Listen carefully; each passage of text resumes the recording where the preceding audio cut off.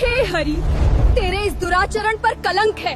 तेरे द्वारपाल राक्षस बनेंगे और तेरी पत्नी का हरण होगा और तू स्वयं विष्णु नाग की तरह वन वन भटकेगा। और उसी पल भगवान विष्णु पत्थर के बन गए। यह कोई मनगढ़ंत कहानी नहीं है। यह कथा शिव पुराण, स्कंद पुराण और पद्म पुराण में वर्णित है। यह कहानी है वृंदा, जलंधर और भगवान विष्णु की। एक समय की बात है, एक शक्तिशाली असुर था, नाम था जलंधर। वह इतना बलवान था कि देवता भी उससे युद्ध में हार जाते थे। लेकिन जलंधर की शक्ति किसी अस्त्र से नहीं, किसी वरदान से नहीं, बल्कि उसकी पत्नी वृंदा की भक्ति से आती थी। वृंदा भगवान विष्णु की परम भक्त थी। उसका पतिव्रत इतना अडिग था कि जब तक वह अपने धर्म पर अटल रही, तब तक कोई भी जलंधर को हरा नहीं सका। धीरे धीरे जलंधर ने तीनों लोक जीत लिए, यहाँ तक कि स्वर्ग लोक पर भी उसका अधिकार हो गया। देवता घबरा गए। उन्होंने भगवान विष्णु से प्रार्थना की, प्रभु यदि यह असुर न रुका तो सृष्टि नष्ट हो जाएगी। भगवान विष्णु ने युद्ध का मार्ग नहीं चुना, उन्होंने छल का मार्ग चुना। स्कंद पुराण के अनुसार भगवान विष्णु ने जलंधर का ही रूप धारण किया और उसी रूप में वे वृंदा के सामने उसके पति बनकर प्रकट हुए।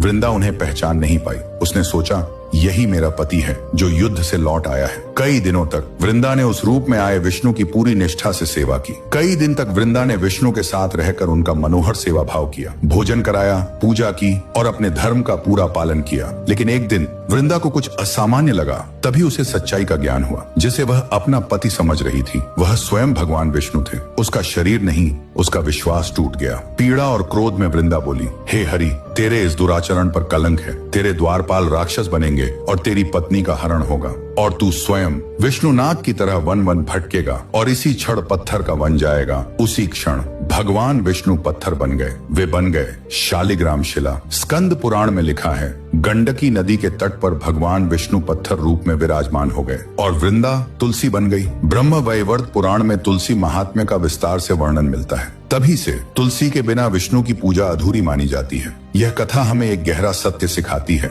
कि ईश्वर भी यदि किसी के विश्वास को छल से तोड़ें तो उन्हें भी उसका दंड स्वीकार करना पड़ता है। और यही कारण है कि भगवान विष्णु आज भी पत्थर रूप में अपने भक्तों की प्रतीक्षा करते हैं। दोस्तों, इस कहानी को लेकर आपकी क्या राय है, कमेंट में जरूर बताना।